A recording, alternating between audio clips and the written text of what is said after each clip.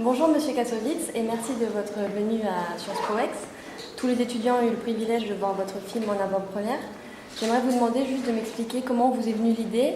J'ai lu un livre en 99 qui était une enquête, un minute à minute, qui a été fait par la Ligue des droits de l'homme, qui racontait toute cette histoire de A à Z.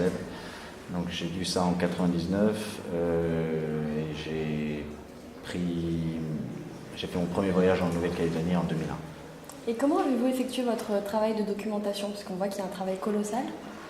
On a passé 10 ans à essayer de faire ce film. Donc pendant ces 10 ans de rencontres avec les Kanaks et de rencontres avec les acteurs de cette véritable histoire, donc on a récolté beaucoup de témoignages, que ce soit du côté des Kanaks, que ce soit du côté des gendarmes, des politiques, et on a réussi à construire petit à petit un scénario qui a pris 25 versions pour arriver à ça. Et quel est le type de difficulté que vous avez pu rencontrer? Est-ce que vous avez subi par exemple des pressions de la part des politiques ou de l'armée? On n'a pas subi de pression réelle de la part de ces gens-là en direct, mais on n'a pas eu d'aide de leur part, donc c'est une sorte de pression quand on a besoin absolument de reconstituer l'armée, de reconstituer la guerre, de ne pas avoir de l'aide de l'armée qui normalement loue du matériel, mais là on n'a pas pu leur emprunter, leur louer.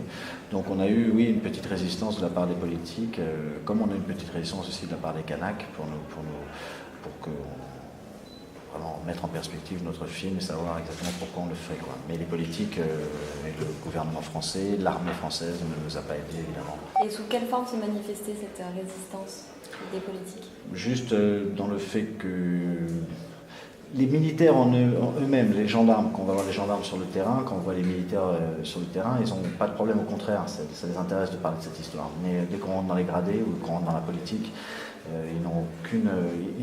les politiciens n'ont pas de devoir de mémoire, et ils n'ont pas besoin d'avoir un devoir de mémoire puisqu'ils n'ont pas de mémoire, et ils sont là pour 5 ans, donc ils sont là pour quelques années, donc ils n'ont pas cette obligation que nous on ressent de devoir faire des excuses, quoi. Même si ce n'est pas eux qui étaient là à l'époque, mais reconnaître que le pays qu'ils représentent n'a pas fait que les bonnes choses. Ils n'ont pas ce sentiment-là. Vous sentez en tant qu'artiste que vous avez le devoir de mémoire, ou est-ce que c'est plutôt une nécessité personnelle, un besoin personnel? Oui, en tant que citoyen, oui, j'ai ce devoir-là. On a tous ce devoir-là de reconnaître l'histoire et de pouvoir l'analyser, de pouvoir, encore une fois, la mettre en perspective, ce qui est toujours très important pour comprendre ce qui nous arrive. Vous avez décidé de montrer le film en priorité aux élèves de Sciences Po. Quel est le but de cette démarche?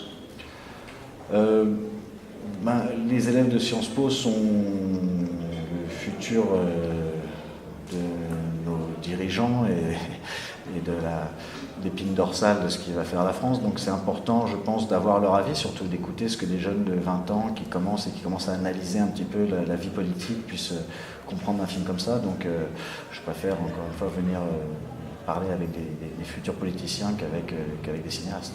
Moi j'attends pas grand-chose des politiques et je ne travaille pas pour eux.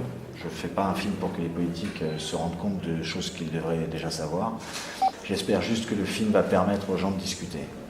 La discussion amène la réflexion, et de là, après,